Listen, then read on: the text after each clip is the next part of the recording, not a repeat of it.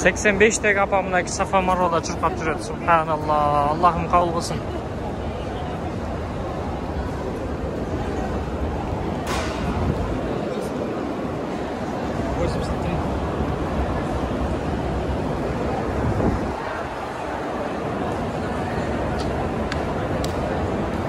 Allah ekber. Allah razı olsun. 85'teki апа. Нар жақта мотоциклдер бар, электроциклдар, электромашиналар. Ошону жүр десе болбой атат. Жок, чыдайм мен курбанчылык кылам. Ушуну мен Аллага жакындайм деп болбой атат апа. Allah разы болсун.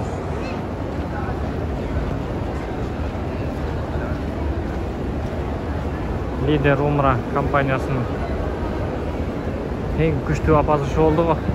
Өткөндө Bilim Şeyh kampanyanın жетекчиси $100 berdi ушул апага. Allah razı olsun.